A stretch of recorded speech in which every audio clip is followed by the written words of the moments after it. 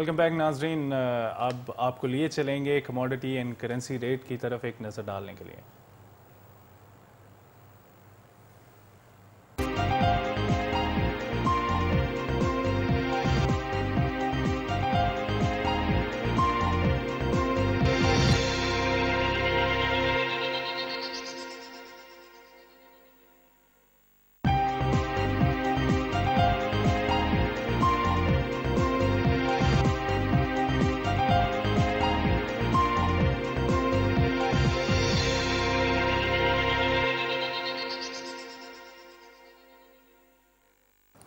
اور اب آپ کے ساتھ شیئر کرنا چاہوں گا ایگزیکٹلی آج اکنامک سروے جو ہے آج پیش کرنے والے ہیں, جاری کریں گے ہمارے وزیر خزانہ عبدالحفیظ شیخ صاحب. مالی سال 2011-12 کا اکنامک سروے جو آج پیش کریں گے. اب تک حاصل ہونے والی اطلاعات کے مطابق اس کے جو میجر پوائنٹس ہیں وہ میں آپ کے ساتھ شیئر کرنا چاہ رہا ہوں. معاشی ترقی کی شرح 4.2% کی بجائے 3.7% رہی ہے. ان کا یہ بھی کہنا ہے کہ اس سروے کے مطابق زرعی شعبے کی ترقی کی شرح 3.4% کی بجائے 3.1% رہی. سروسز سیکٹر کی شرح 5% کی بجائے 4% رہی. پیداواری شعبے کی ترقی کی شرح 3.7% کی بجائے 3.6% رہی. بڑی صنعتی یونٹس میں شرح نمو 2% کی بجائے 1.8% رہی. قومی بچت آمدنی 13.2% سے کم ہو کر 10.8% رہ گئی. جولائی تا اپریل سرمایہ کاری کا حجم 48.2% کمی کے ساتھ $66 کروڑ رہا. اس کے علاوہ جولائی سے مارچ کرنٹ اکاؤنٹ خسارہ $3.1 ارب رہا. جولائی سے اپریل افراط زر کی شرح 10.8% رہی جو گزشتہ سال 13.8% تھی. کھانے پینے کی چیزیں 11% مہنگی ہوئیں. تو یہ جو آج اکنامک سروے جو آج جاری ہونے والا ہے عبدالحفیظ شیخ صاحب وزیر خزانہ ہمارے جو جاری کریں گے, اس کے جو میجر پوائنٹس ابھی تک ہم تک پہنچے ہیں وہ یہ ہیں.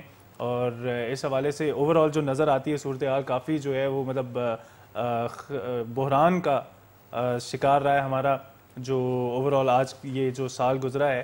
تو اس حوالے سے ہم مزید بھی انتظار کرتے ہیں کہ کیا صورتحال ہے, کیا جب وہ اناؤنس کرتے ہیں تو اس وقت اوورآل کیا صورتحال رہے گی. اینیویز یہ جو ساری صورتحال ہے اس کے لیے ہم نے جو ہے بڑی مطلب میں خوشی کے ساتھ ویلکم کہنا چاہوں گا, بڑے لیڈنگ انڈسٹریلسٹ ہیں اشتیاق بیگ صاحب. رواں سال آپ کو سرکاری اعزاز سے بھی نوازا گیا ہے اور کسی تعارف کے محتاج نہیں ہے ماشاءاللہ.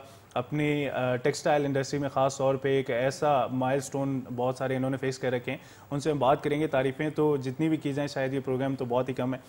بہت شکریہ اشتیاق بیگ صاحب, خوش آمدید کہیں گے آپ کو بزنس ہورائزن میں. شکریہ, بہت بہت شکریہ جی, تھینک یو. آپ کے ٹائم کا شکریہ. سر میں آپ سے کچھ تھوڑا سا آپ کی جو ہے ایکسپرٹیز جاننا چاہوں گا. کل بجٹ آ رہا ہے اور جسے وزیر خزانہ جو ہیں ہمارے وہ کہتے ہیں کہ بزنس فرینڈلی بجٹ ہے.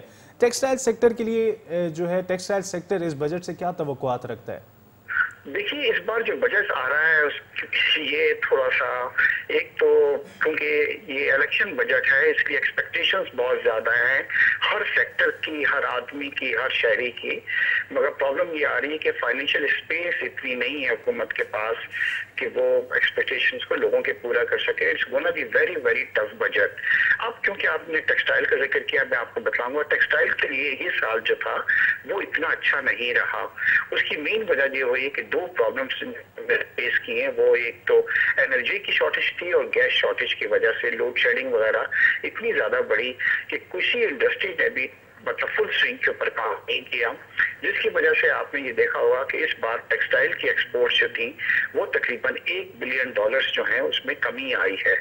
اور لارج اسکیل مینوفیکچرنگ جو کہ ایک بہت ہی امپورٹنٹ کمپوننٹ ہوتا ہے ہماری جی ڈی پی کا, اس کی پرفارمنس بہت بری رہی ہے, جس کی وجہ سے ہم امپلائمنٹ کریٹ نہیں کر سکے. کیونکہ جب آپ کی مشینز جو ہیں آپ کے جو آپ کی انڈسٹری تو جہاں ایک طرف ایکسپورٹ کے اندر کمی آئے گی, جو آپ دیکھ رہے ہیں کہ $1 بلین کی ایکسپورٹ میں کمی آ گئی, وہاں آپ امپلائمنٹ بھی کریٹ نہیں کر سکے. تو یہ وجہ ہے کہ ان امپلائمنٹ جو ہے ملک کے اندر وہ بھی بڑی ہے. اور اس بار جو جی ڈی پی تھی جو ہم ایکسپیکٹ کر رہے تھے جو تھا, حالانکہ وہ بہت ہی لوور سائڈ پہ رکھا گیا تھا کہ جی 4.3 کا ٹارگیٹ تھا, اور وہ بھی ٹارگیٹ ہم اس بار اچیو نہیں کر رہے ہیں, اور ہم میرے خیال سے 3.7% پہ جا رہے ہیں جو پورے ریجن کے اندر سب سے کم جی ڈی پی کی ہے. 6 साल पहले जी ये हुआ था कि पाकिस्तान की 6.7 या 8% GDP आई थी, जो रीजन में सबसे ज्यादा थी। ये उस वक्त आई थी जब हमारे इंटरेस्ट रेट जो थे वो सिंगल डिजिट हुआ करते थे। मगर उसके बाद ये मौजूदा हुकूमत जब से आई है, तो अगर आप एवरेज लेंगे तो हमारी 3% से ज्यादा GDP नहीं आई है। और पाकिस्तान में अगर गुर्बत में आप कमी लाना चाहते हैं तो आपकी GDP कम से कम कांस्टेंट होनी चाहिए between 5 to 6% at least for 4 to 5 years। तो हमारा जो ये चल रहा है पिछले 4 साल गए हैं, इसके अंदर 3% GDP आई है। और आप अगर हमारा देखते हैं तो इस वक्त 9% GDP अचीव की है इंडिया ने। और बांग्लादेश जैसा कंट्री है जिसको हम अपने ऊपर जब वो हमारे साथ था रिसोर्सेज पे एक बर्डन समझते थे, उनकी GDP जो है वो 6% से ज्यादा आई है।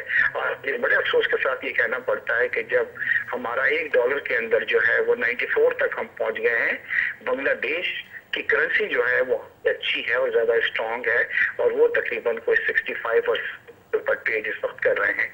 तो इस बजट के अंदर मुझे समझ में नहीं आता, क्योंकि इस बार जो सबसे ज्यादा हमें हैम्पर कर रही है हमारी ग्रोथ को, वो ये लोड कर रही है, और साथ साथ हमने ये गैस की भी लोड शेडिंग शुरू कर रही है। ये दोनों चीजें हमारी इंडस्ट्री को बहुत ज्यादा अफेक्ट कर रही हैं, और इसके लिए जरूरी है कि इमीडिएटली कोई हल निकाला जाए। और वो हल ये नहीं है कि हम इस बजट में ये अनाउंस कर देंगे कि जी हम 2 डैम बना रहे हैं, जो हमारे पास और ना बजट वो बन पाएंगे, क्योंकि किसी भी डैम के लिए कम से कम 5 साल का जो है अरसा दरकार होता है, और 5 साल में मेरे ख्याल से हमारी GDP बिल्कुल वाइप आउट हो जाएगी। तो इसके लिए जो सिर्फ इमीडिएट हल है वो हुकूमत पता नहीं उसको प्रेशर में डिले कर रही है कि ईरान ने हमें ये कहा है कि जी वो हमें सस्ती इलेक्ट्रिसिटी प्रोवाइड करने को तैयार है, मगर समहाउ अमेरिकन प्रेशर के अंदर आके हम ईरान से ना गैस ले रहे हैं और ना बिजली ले रहे हैं। हुकूमत को चाहिए कि ये डिसाइड करे कि वो इंडस्ट्री को बंद करना चाहती है या हम थोड़ा सा प्रेशर अपने पे बर्दाश्त करें और ईरान से ये कहें कि वो हमें गैस पाइपलाइन, उनकी अभी मेरे कुछ दिनों पहले कौंसल जनरल और इन्वेस्टर से मुलाकात हुई थी, और उसने कहा था इश्तियाक हम हिस्से का पूरा काम कर दिया है, और गैस पाइपलाइन और ट्रांसमिशन लाइन हमने पाकिस्तान के बॉर्डर तक लाके छोड़ दी हैं। अब ये आप पे डिपेंड करता है कि कब इसके कनेक्शंस आप हमसे लें, मगर अमेरिका और दूसरा इतना प्रेशर हमारे पे रहा कि उस चीज के अंदर हम प्रोग्रेस नहीं कर सके। इसी तरह आपको सेंट्रल एशियन कंट्रीज ने भी हमें ऑफर की है सस्ती बिजली, और अब अगर ये हम इनसे ले लेते हैं तो उसके बाद हमारा दोबारा भैया जो है वो मईशत का चल जाएगा, और मुझे लगता है कि कुछ थोड़ी सी बेहतरी आएगी मैन्युफैक्चरिंग में। जी राइट सर, आपने अभी जिक्र किया, बल्कि काफ़ी डिटेल में आपने जो है वो फैक्ट्स एंड फिगर्स क्लियर किए। जो बदतरीन हमें तवानाई का बहरान देखने को मिला गुज़िश्ता कुछ सालों से देखने को मिल रहा है कंटिन्यूस, लेकिन अभी एक जो अच्छी बात बजट में नज़र आ रही है वो ये है कि एनर्जी सेक्टर के लिए 183 अरब रुपया जो है मुख्तस किए गए हैं। क्या पॉजिटिव इम्पैक्ट जो है सामने आएगा टेक्सटाइल इंडस्ट्री पर इसका? देखिए जी, हुकूमत को हमको it's not a rocket science. अब तो सबको मालूम है कि जितनी जल्दी हम ये क्राइसिस, अब देखना ये है कि ये पैसा जो मुख्तस किया गया है क्या हम इसको सब्सिडीज में दे देते हैं, क्योंकि इस वक्त हुकूमत जो है एक बड़ा अमाउंट सब्सिडीज के अंदर भी कर रही है। तो रखा तो ये जाता है डैम के लिए, रखा तो ये जाता है नए प्रोजेक्ट्स के लिए, but at the end of the day in पैसों को जो सब्सिडी के अंदर दे दिया जाता है कि हुकूमत जो इलेक्ट्रिसिटी के अंदर रेंटल पावर स्टेशन को सब्सिडी दे रही है, उसके अंदर ये वाइप आउट हो जाता है। दूसरी एक बहुत इंपॉर्टेंट चीज जो कहते हैं, हालांकि वो मेरे सेक्टर से रिलेवेंट नहीं है, मैं आपको बताऊंगा कि इस बार हमारी मईशत की हालत बहुत खराब रही, मगर ओवरसीज पाकिस्तानी ने बहुत अच्छा और इम्पोर्टेंट रोल प्ले किया। वो हमारी मईशत की बैकबोन है इस वक्त। इस वक्त पाकिस्तान के अंदर ये तकरीबन 12 बिलियन से ज्यादा अभी तक हम रेमिटेंसेस उन्होंने भेजी है। एक वक्त था जब बजट अनाउंस होता था तो हम ओवरसीज पाकिस्तानी को जी अप्रिशिएट किया करते थे और उन्हें कुछ फैसिलिटीज दिया करते थे, जिसमें गाड़ी वो ला सकते थे, घर की कुछ चीजें होती थी, फ्रिज टेलीविजन वगैरह, उन पर ड्यूटी नहीं हुआ करते थे। अब 2 बजट से ये देखा जाता है कि हम उनका शुक्रिया तक अदा नहीं करते, हालांकि उन्होंने इस बुरे वक्त में हमें बहुत सारा दिया है। तो मुझे उम्मीद है, मैंने एक खत भी लिखा था FBR को जिसमें ये कहा था कम से कम जी उन्हें जरूर इंकरेज किया जाए कि ताकि रेमिटेंसेस के अंदर मुझे उम्मीद है कि और ज्यादा फर्दर इजाफा हो सकता है अगर हम अपने पाकिस्तानी भाइयों को इनकरेज करें, क्योंकि वो समझ रहे हैं कि इस वक्त पाकिस्तान जो है मुश्किल से दो चार है, और मुझे उम्मीद है कि इसके अंदर फर्दर जो है इसके अंदर बेहतरी आएगी। अच्छा सर, एक चीज़ और, पाकिस्तान की टेक्सटाइल इंडस्ट्री जो है 20 से 25 बिलियन का एक्सपोर्ट करने की सलाहियत रखती है माशाल्लाह, लेकिन इस रवां साल में अभी तक हमने जो है 10 माह में 10 سے 11 بلین کی ایکسپورٹ کی ہے، اور جو صورتحال نظر آ رہی ہے زیادہ سے زیادہ بھی ہم 12 سے 13 بلین کی ایکسپورٹ کر پائیں گے. ہم فائنینشیل ایئر کے اختتام تک جو ایک بڑی جو لائک پرابلم والی سچویشن ہے وہ نظر آ رہی ہے ہمیں، اور آنے والے سال میں اس کو کور کرنے کے لیے کیا اسٹریٹجی اپنائیں گے، اور ابھی آپ کیا سمجھتے ہیں کہ یہ جو ہرڈلز جو سامنے آئی ہیں کیا ان کو اوور کم کر پائیں گے ہم؟